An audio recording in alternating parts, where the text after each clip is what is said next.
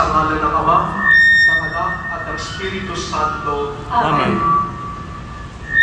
Manalangin tayo. Ama naming mapagmahal, nilikha mo kami mula sa alabok at patuloy mo kaming inaanyayahang makibahagi sa kaligtasan dulot ng iyong mabuting balita kasama ng buong sambayanan. Kalugdan mo kami ng iyong awa habang ang mga alabok na ito ay inihahanda bilang tanda ng pasimula ng paglalakbay namin sa panahon ng Kwaresma. Tulutan mo ang aming paglalakbay sa ilang ng Kwaresma ay mag-akay sa amin sa luwalhati ng bagong pagsilang. Bunga ng waling pagkabuhay ng iyong anak. Magbunga nawa ng kapayapaan ng pag-aayuno ng bawat isa. Ang panalangin ay magpabanal sa amin upang makasalo kami sa piging na di magwawakas sa iyong kaharian. Sa pamamagitan ni Jesucristo, kasama ng Espiritu Santo, magpasawalang hanggan. Amen. Pakinggan po natin ang pagpapasalita ng Diyos.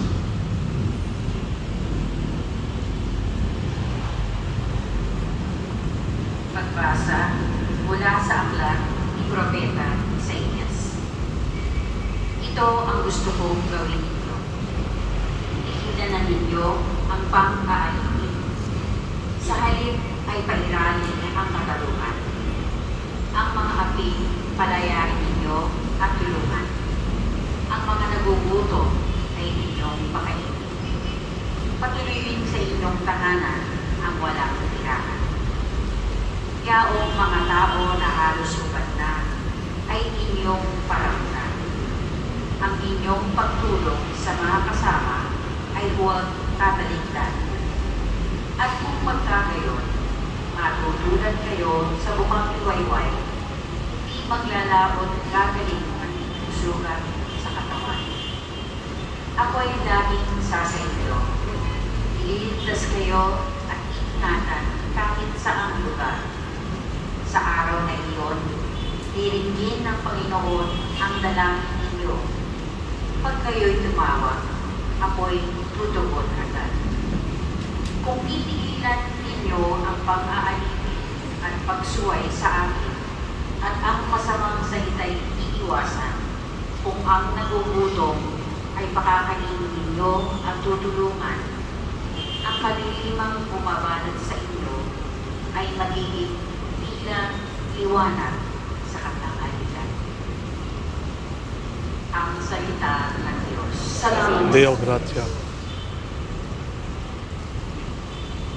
Mga kapatid, ayon nga sa aklat ni Propeta Isaías sa kanyang pagpapahayag na tayo inaanyayahan na talikdan ang ating mga kasalanan. Kaya po ang ating po mga pagsusunog na mga palaspas na ito ay hudyat na tayo ay magdidesisyon na magsusumika na tayo ay makapagsisi, makapagbalik loob sa Diyos. Kaya itong panahon ng Kwaresma ay panahon ng biyaya at pag-asa. Kaya hari nawa mga kapatid, itong ating pagsusunod na ito ay hindi lamang maging ritual, kundi ito ay mas lalong lumalim ang ating pagsunod sa ating Panginoong Diyos. Kaya po mga kapatid, tayo po inaanyayahan ni Propeta Isaías na tayo ay umalis sa kadiliman ng kasalanan.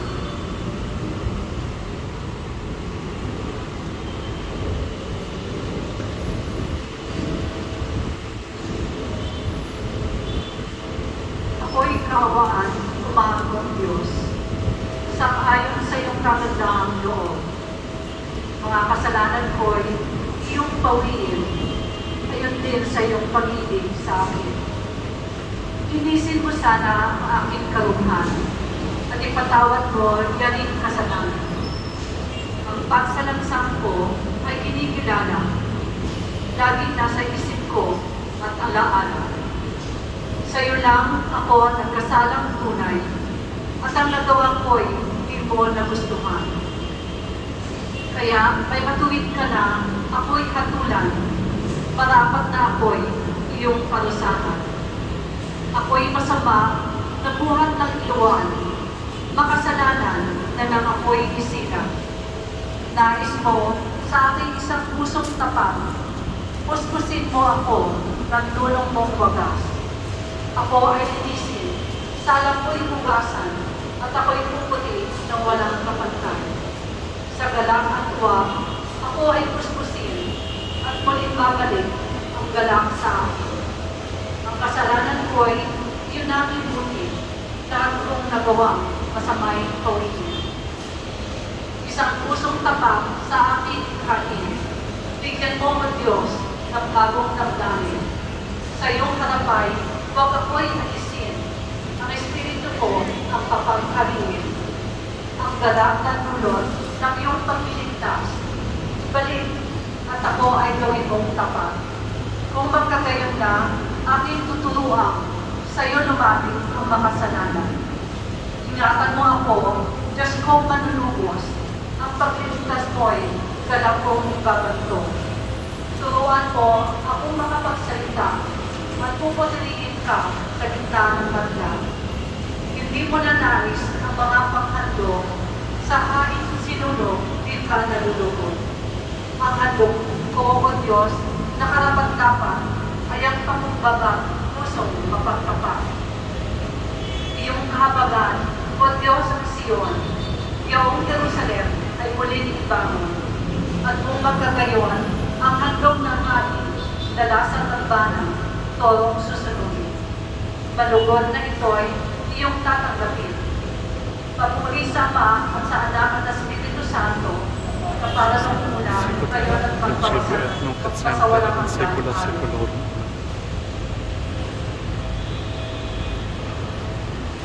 Ama namin makapangyarihan, pakabanalin mo ang mga apong ito sa bisag na aming pagbabalik loob sa iyo. Kaawaan mo kami, tulungan mo kami maging tapat sa iyo sa pagtang sa landas ng pagbabagong loob.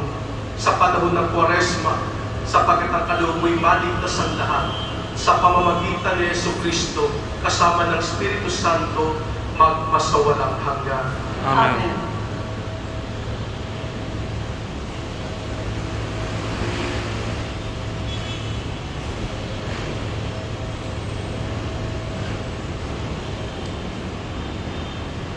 Tayo po ay magsipasok na sa loob.